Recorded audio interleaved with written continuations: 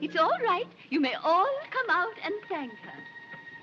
Come out, wherever you are, and meet the young...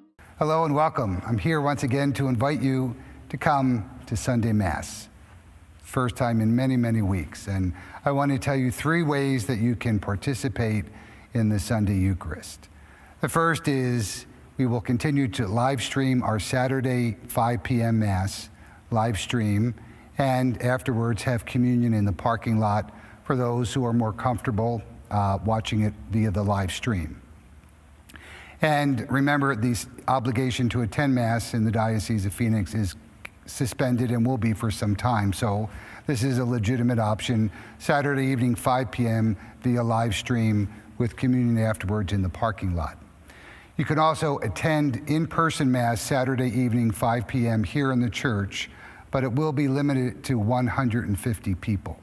And we're asking for that Saturday evening, 5 p.m. Mass to limit it to those who are elderly or in high-risk categories, so they will be more comfortable attending. So those who may have conditions that make them more susceptible to illness, we want to invite you to come to that Mass, and everyone else to come to one of the other Masses.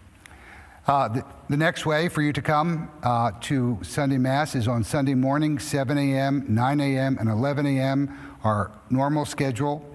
We will be having Mass outdoors on the basketball court in the field area.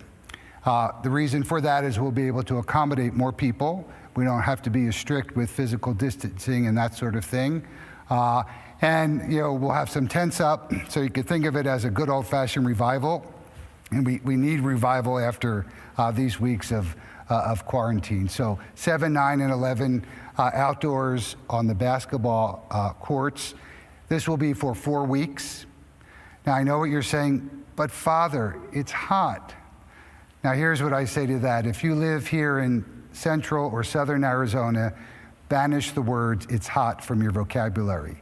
That phrase should just not be part of your language. I'm in Phoenix, it's hot. Well, it's an oxymoron. Of course it is. The good news this time of year is the heat isn't so bad in the morning, so we'll survive. And if you remember last year when we were doing all the renovations in our school and hall, we had our Full Circle coffee shop outside for the month of June, and it worked just fine. So for these next 4 weeks, that's what we'll be doing. The final way to attend is Sunday evenings at 5 p.m. here in the church. It will be limited to 150 people, first come, first serve. So unfortunately, if you're person 151, you won't be admitted. So 3 ways to attend Sunday Mass: via the live stream and communion in the parking lot afterwards, outdoor Mass, 7, 9, and 11 on the field area, and the third way, in-person Mass here in the church, either Saturday evening for those who are high risk and elderly, or for everyone else, Sunday evening at 5 p.m., limited to 150 people. So I think we can make this work together. And I want you to remember that as we kind of start to come out of our little hiding places that we've been in for a long time, things are a little bit different. And I think it's really important, especially for parents, to explain that to your children so that the world isn't a totally scary place.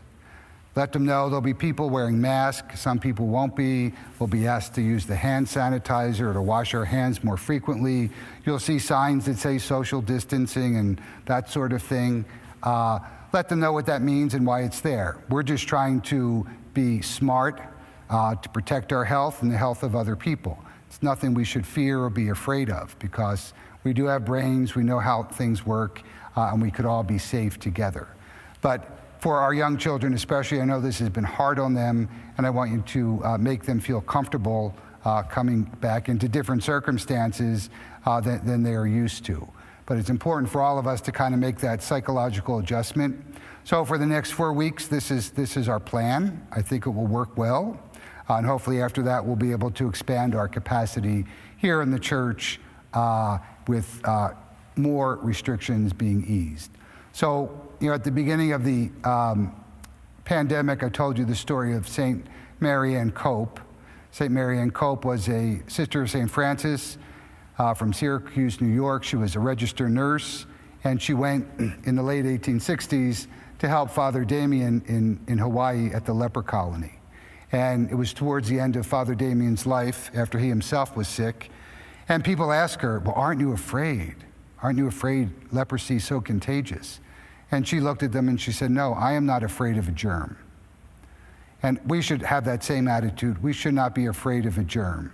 We should respect what's happening, and we should respect our abilities to use our common sense to protect ourselves and to protect other people. But God will see us through all of this. So let's not react in fear, but patience and charity. So when you come this Sunday, I have a special treat for you as well, for those who come. But again, 3 ways to attend via live stream, in person, outdoors, in person, inside. The directions, again, will be on our website and Facebook page if you want to pass them around. But I really look forward to seeing you and being with you, and especially praying with you as a community once again. So I'll see you this weekend. God bless. And think to yourself, there's no place like home. There's no place like home. There's no place like home. There's no place.